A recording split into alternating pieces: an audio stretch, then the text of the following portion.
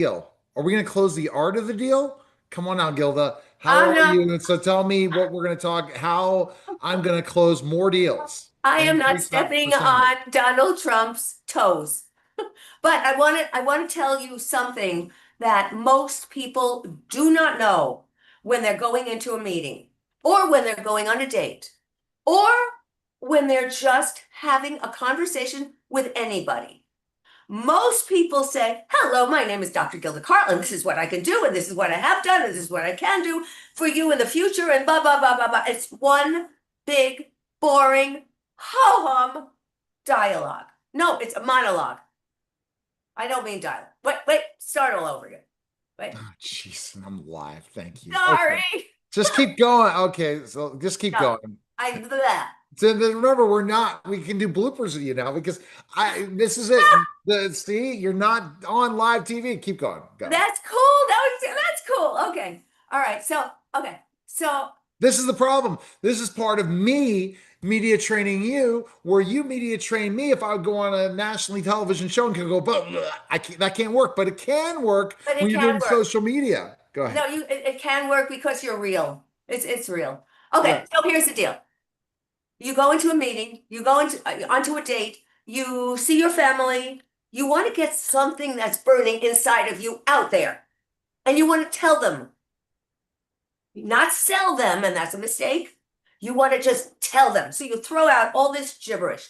And when I train technical people, for example, I say, number one, I don't want to hear what you do for a living. I want you to address me as though I am your 10-year-old child. Talk to me and tell me what you do at work. And they go, oh my God. And here are these PhDs and CEOs and CMOs, and they can't get that. So what I do instead is say, all right, I'm going to make it very easy for you. Get rid of the monologue.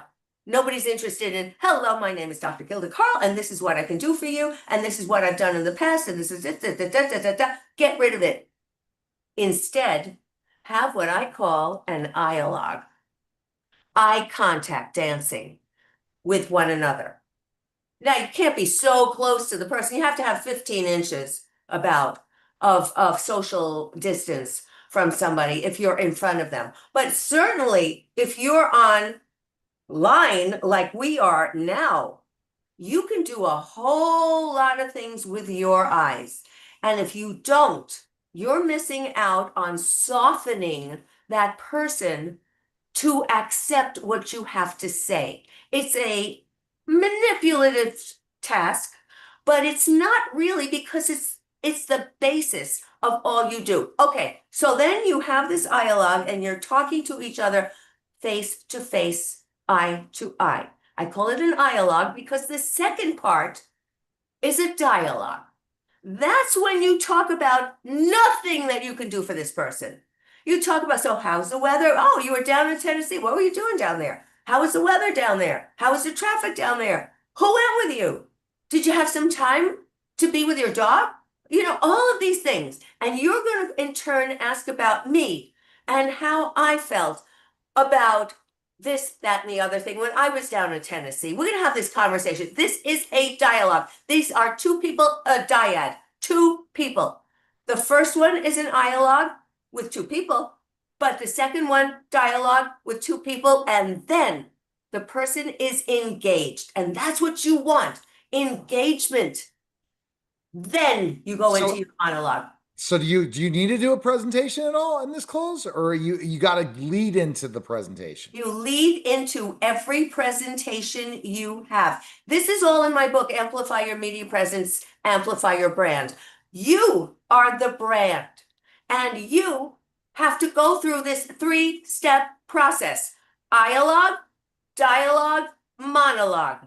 And it works in flirting, it works in dating, and it works in closing your deal because nobody is going to close a deal with anybody unless they know, or at least they think they know that person. And knowing them through the eyes, through the, hey, how are you? Good guy. Oh, nice. He went down there and I found this and this. And then finally, you lead into your monologue. It works like magic every single time. And when we met with that guy, the two of us, none of that happened. And we were on the phone, so we couldn't do dialogue. But the dialogue was straight to the point.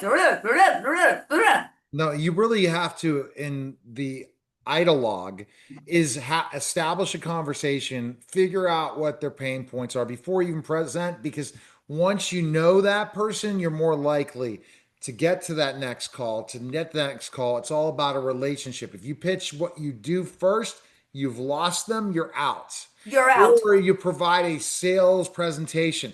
The mistake is we got three times you should meet with somebody. You shouldn't be thinking you're closing somebody on the first deal. Bingo. Exactly. It's not that way. It doesn't work that way anymore. Nobody wants anybody who's a phony. Everybody's looking for transparency. People want to feel as though they know each other. So how do you do that? You meet a new woman at a bar, you get engaged with your dialogue, and then tell her who you are and what you do. But today's women, sometimes today's men also want to know, so what do you do? I wouldn't tell anybody anything. And I certainly wouldn't tell anybody anything because I am a public figure. So I don't tell anybody anything. I tell them I'm a teacher. I don't even say I'm a college professor. I say I'm a teacher. And if they ask, but first, I don't even want to answer those questions. I want to talk to them, to get to know them, and let me see if I even want to make it to the monologue stage. So we have to look at this. And I did this with I did this coaching with people from London. I had to deliver this message and this paper that I wrote to IEEE, and that is Institute of Electrical and Electronics Engineers. It's the Cadillac of organizations for these people of that ilk. And I wrote this up with my dialogue, and monologue. And they said, we want to publish this and we want you to deliver this in London. And I did. I was invited to Europe to do Wow. that because it was so important that technical people even know, no, you just don't go into the whole technical spiel. Right. You do it by softening the person to listen to you. And listening is the most beautiful thing you could ever do for somebody. And that's what you want to do. drgilda.com. You have about 5 spots available right now to work with Dr. Gilda, and say it. Tell everyone, your LinkedIn audience, you have 5 spots available. That's it. Yeah, I've been, as you know, I've been out in the media a lot, and I've been very, very busy, and I don't even have time for lunches anymore, and so okay, with your prodding, with Neil's prodding, I have opened up 5 spots. He said, come on, you have to do this. You have to do this. So, okay, 5 spots is all I have the time to do. Go to my website, register, and we'll get started. And you will be able to close any deal you want, but you'll also be able to have this filter into your personal relationships because I don't look upon personal and professional relationships as two disparate things. I look upon them as the same.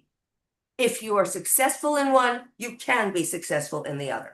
All right. drgilda.com. Appreciate it. You're listening and